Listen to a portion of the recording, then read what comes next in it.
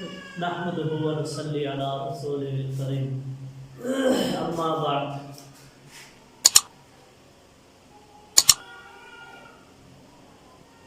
ہر بندہ سوچتا ہے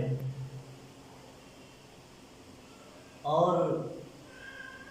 اس ذہن کے اندر بات آ جاتی ہے کہ میں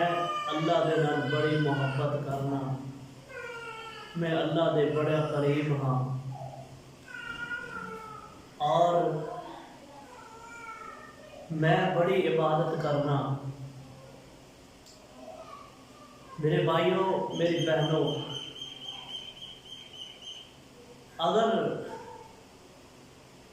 کل قیامت دے دن یہ چاہتے ہاں کہ اللہ پاک دی رحمت دے اسی مستحق بن جائیے تو پھر اپنی اسی صحبت جو ہے بہتر بنائیے۔ اگر کوئی جائزہ لینا چاہتا ہے کہ میں کل قیامت دے دن اللہ دی رحمت دا مستحق بن جاواں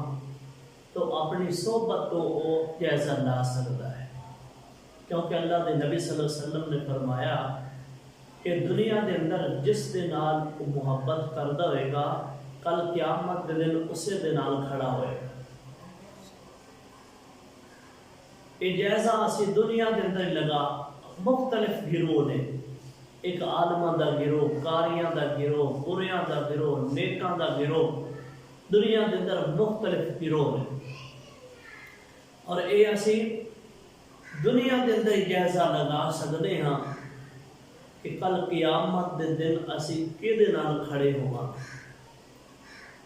ساڈا دنیا کے اندر تعلق کس دے نال ہے، ساڈی صحبت کس دے نال ہے، ساڈا بیٹھ اٹھ کس دے نال ہے۔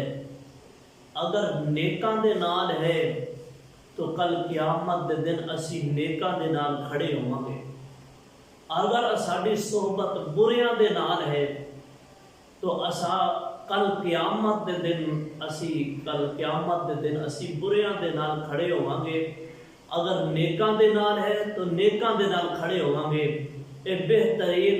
اللہ دے نبی صلی اللہ علیہ وسلم نے طریقہ دسیا ہے کہ اگر اسی اپنے آپ کو جانچنا چاہیے، یہ دیکھنا چاہیے کہ اسی کل کدے نال کھڑے ہوں گے کہ اسی اللہ دے قریب کتنے کام، تو اسی اب دنیا کے اندر اپنی صحبت نو دیکھ لئیے کہ ساری صحبت کس وال جا رہی ہے، ساڈا بیٹھنا اٹھنا کس وال جا رہا ہے، تو ساڈا جس نال بیٹھنا اٹھنا ہے اسی کل قیامت دن بھی اس دے نال کھڑے ہوں گے۔ اللہ پاک عمل کرن دی توفیق عطا فرمائے۔